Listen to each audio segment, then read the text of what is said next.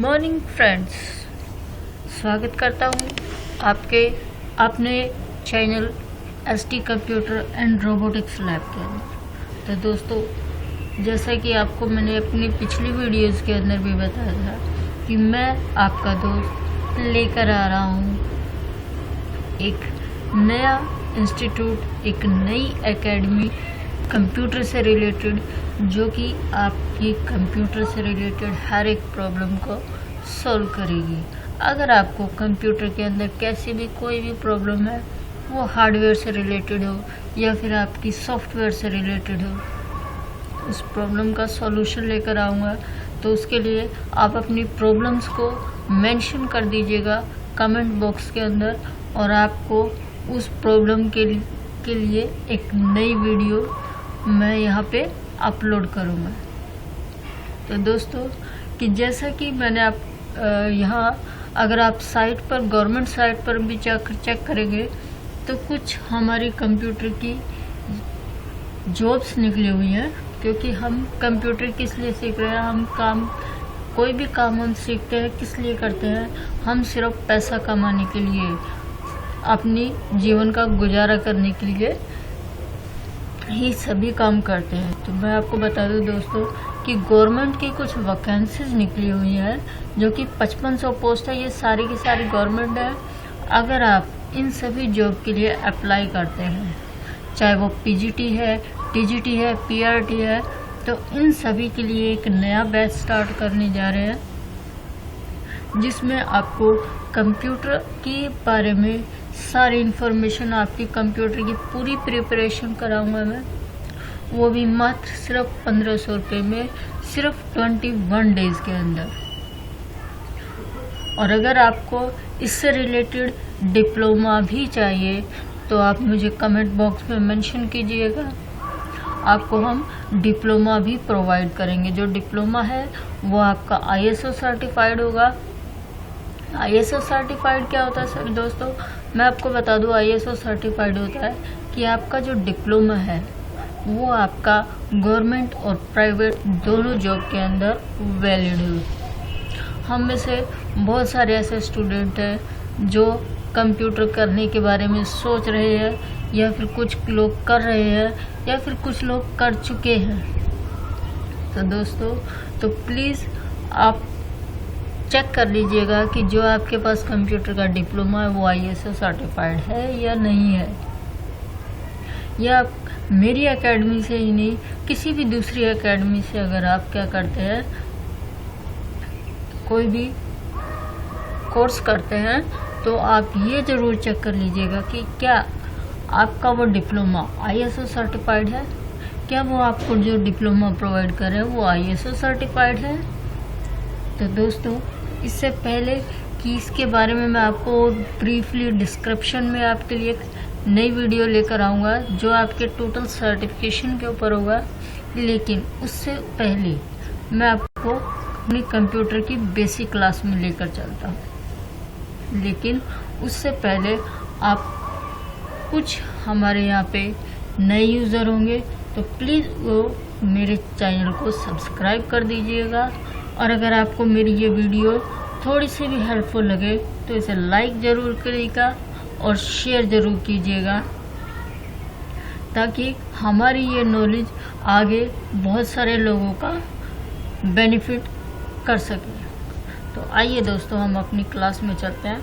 दोस्तों, मैं आपको बता दूं कि आजकल हर एग्ज़ाम में कंप्यूटर से संबंधित क्वेश्चन पूछे जाते हैं, और जो हमारा यूट्यूब चैनल है ST computer and robotics lab, ये आपके लिए बहुत सारे कंप्यूटर नोट्स और बहुत सारी वीडियोस लेकर आ रहा है, जो आपके बहुत काम आएंगे। तो यहाँ हमने कंप्यूटर के नोट्स जो है वो एक ही चैनल पर उपलब्ध कराया। आपको आशा है आपको बहुत ही पसंद आएगा। तो आइए हम देखते हैं हमारे कंप्यूटर के नोट्स इन हिंदी, क्योंकि दोस्तों बहुत सभी के सभी स्टूडेंट जो है, सभी के सभी लोग इंग्लिश में कंफर्टेबल नहीं होते। बहुत सारे लोग ऐसे होते हैं जो कंप्यूटर तो सीखना चाहते हैं, लेकिन अपनी लैंग्वेज बैरियर की वजह से कंप्यूटर नहीं सीख पाते हैं। तो आज आप सीखिएगा कंप्यूटर सिर्फ हिंदी में। तो लास्ट वीडियो, जैसा कि मैंने आपको बताया था दोस्तों, लास्ट वीडियो मैंने आपको कंप्यूटर फंडामेंटल टॉपिक के ऊपर बताया था, जिसमें हमारी कंप्यूटर की बेसिक इन्फॉर्मेशन थी और कंप्यूटर की मेमोरी के बारे में थी। तो आज का जो हमारा है वो है हमारा कंप्यूटर की हिस्ट्री और उसकी डेवलपमेंट। तो दोस्तों मैं आपको बता दूं, जो हमारी कंप्यूटर की हिस्ट्री है ये एक वीडियो के अंदर कंप्लीट नहीं हो पाएगी क्लास, तो इसके लिए हम 2 से 3 क्लास लगाएंगे। तो आज इसकी मैं आपकी पहली क्लास लेने जा रहा हूँ हिस्ट्री, कंप्यूटर की हिस्ट्री और डेवलपमेंट के लिए। तो इसके लिए मैं आपको एक बात और बता दूं दोस्तों कि जितने भी हमारे कम्पिटिटिव एग्ज़ाम होते हैं, चाहे वो HTET का हो, CTET का हो, SSC, CGL, data entry operator, clerk, IBPS या कोई और एग्ज़ाम हो, उन सभी के अंदर जो हमारे कंप्यूटर अवेयरनेस से क्वेश्चन पूछे जाते हैं वो कंप्यूटर फंडामेंटल टॉपिक से पूछे जाते हैं। तो आप एक एक वीडियो को पूरा ज़रूर देखिएगा। अगर आपने बीच में कहीं भी स्किप कर दिया तो वो आपकी नॉलेज हाफ रह जाएगी। तो दोस्तों चलते हैं हम अपनी कंप्यूटर के टॉपिक के ऊपर। तो दोस्तों आज आप कंप्यूटर पे इंटरनेट चलाते हैं, गेम चलाते हैं, वीडियो देखते हैं, गाने सुनते हैं, बहुत सारे ढेर सारे काम करते हैं, ऑफिस से संबंधित काम भी करते हैं, क्योंकि कंप्यूटर का जो उपयोग है वो दुनिया के हर क्षेत्र में किया जा रहा है, चाहे वो किसी भी फील्ड से रिलेटेड हो, चाहे वो आपका फिल्म जगत से हो, चाहे वो आपका ऑफिस हो, चाहे वो आपका घर हो, हर जगह कंप्यूटर जो है, कंप्यूटर के बिना जो है वो अधूरी है। लेकिन स्टार्टिंग में जो हमारे कंप्यूटर थे वो इस टाइप के नहीं थे। स्टार्टिंग में हमारे जो कंप्यूटर थे वो सिर्फ एक कैलकुलेशन के लिए यूज़ किए जाते थे, क्योंकि आज हम कंप्यूटर के माध्यम से ही अपने से दूर बैठे लोगों के साथ वीडियो कॉन्फ्रेंसिंग के जरिए या लाइव वीडियो के जरिए एक दूसरे के साथ कम्युनिकेशन कर सकते हैं। तो दोस्तों हम चलते हैं अपने कंप्यूटर फंडामेंटल के, कंप्यूटर के हिस्ट्री की तरफ, कंप्यूटर के इतिहास की तरफ।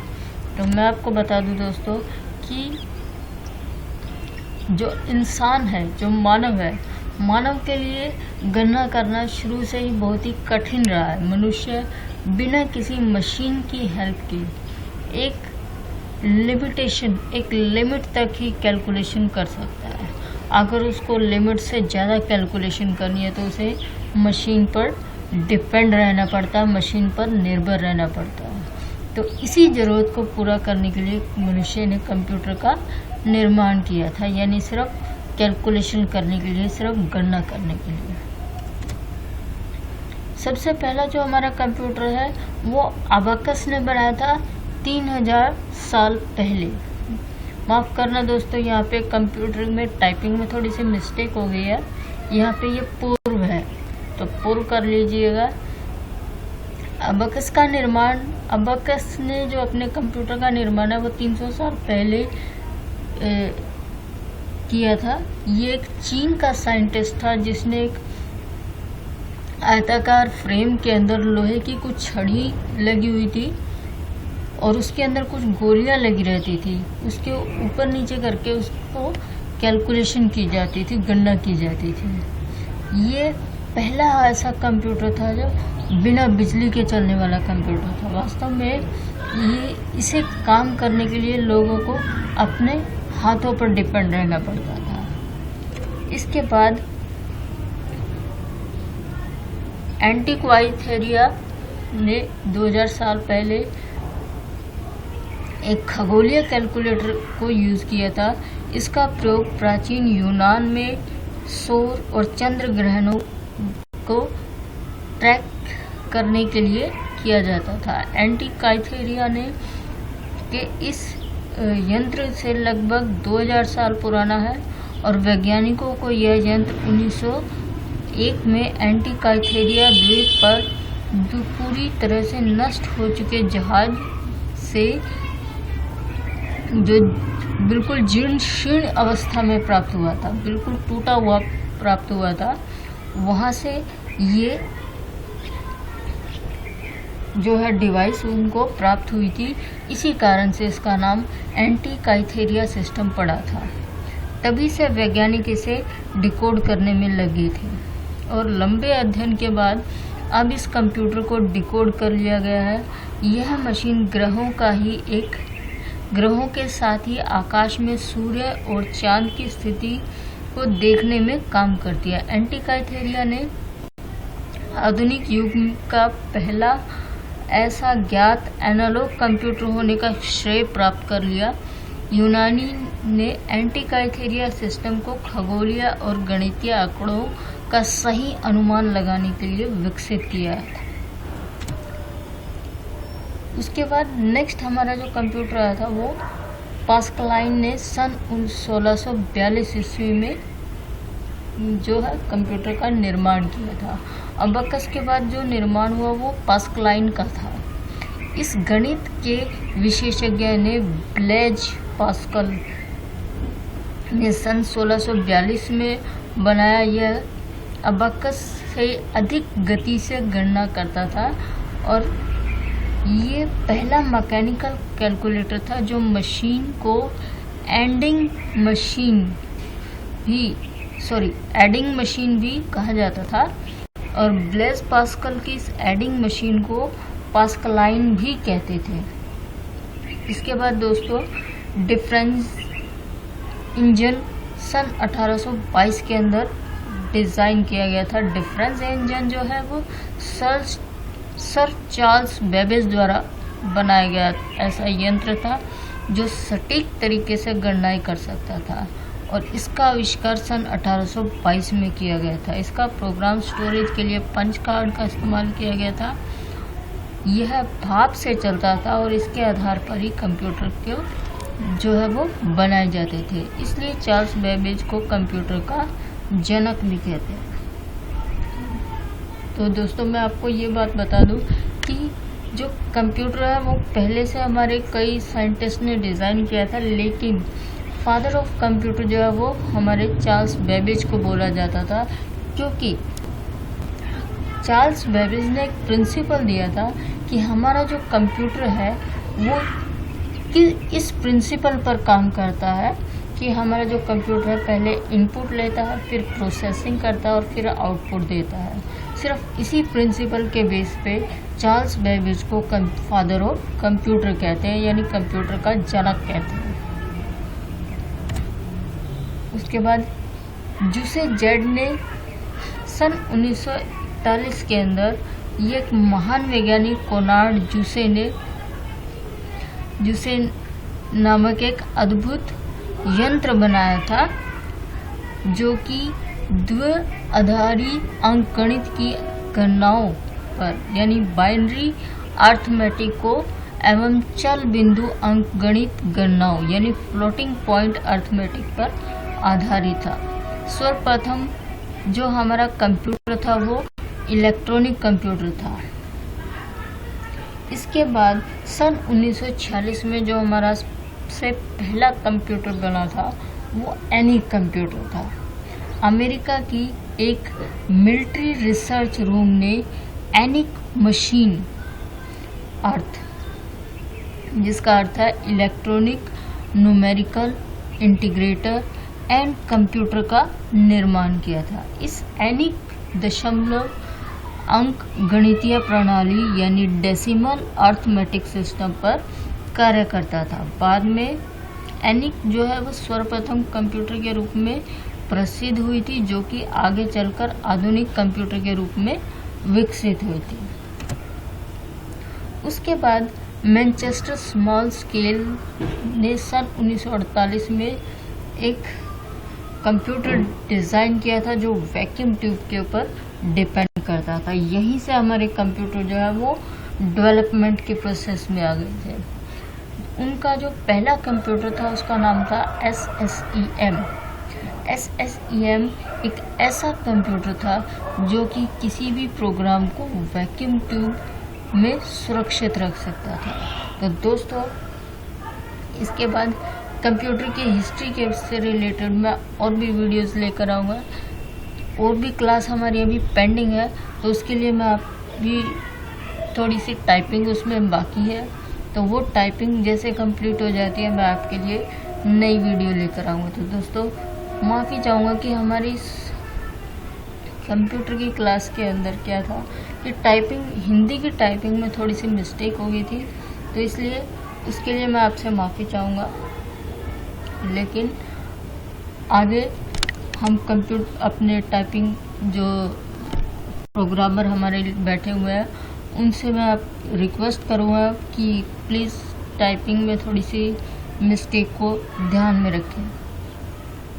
तो दोस्तों इससे पहले कि हम अपनी कंप्यूटर की क्लास को बंद करें, तो प्लीज़ अगर मेरी ये वीडियो आपके लिए थोड़ी सी भी हेल्पफुल हो तो इसे सब्सक्राइब ज़रूर कीजिएगा, और अगर आपको नॉलेजफुल लगे तो इसे लाइक कर दीजिएगा और अपने दोस्तों के साथ, अपने फैमिली मेम्बर के साथ, सभी के साथ शेयर कीजिएगा, ताकि उन्हें कंप्यूटर से रिलेटेड किसी भी तरह की कोई भी प्रॉब्लम है या किसी तरह की कोई भी कंप्यूटर की नॉलेज लेना चाहते हैं तो वो हमारे चैनल के माध्यम से ले सकें। धन्यवाद दोस्तों, मेरे साथ बने रहने के लिए इतनी देर तक। आपने मुझे सॉरी दोस्तों, मैं थोड़ी सी हिंदी के अंदर मेरा हाथ थोड़ा टाइट है, तो इतनी देर तक मैंने आपका टाइम वेस्ट किया, उसके लिए माफ़ी चाहूँगा। लेकिन आशा करता हूँ कि मेरी ये वीडियो आपके लिए नॉलेजफुल होगी। धन्यवाद दोस्तों।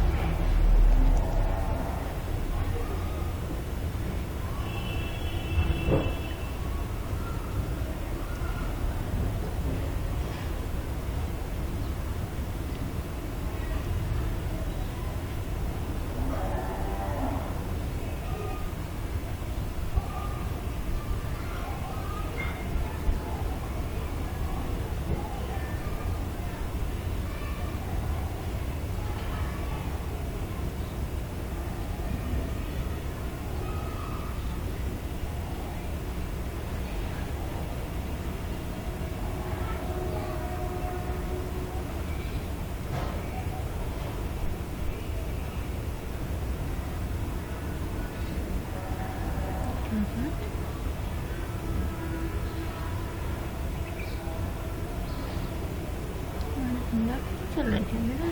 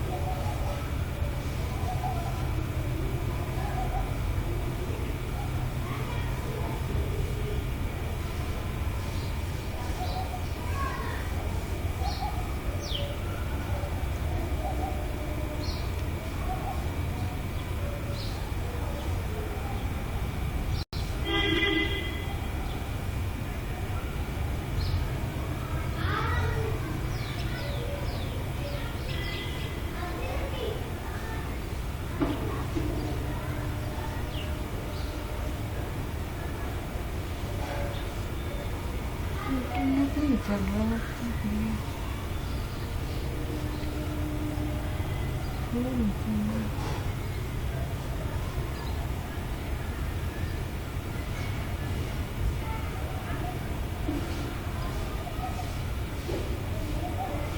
वो नहीं मैं देखा हूँ उसको।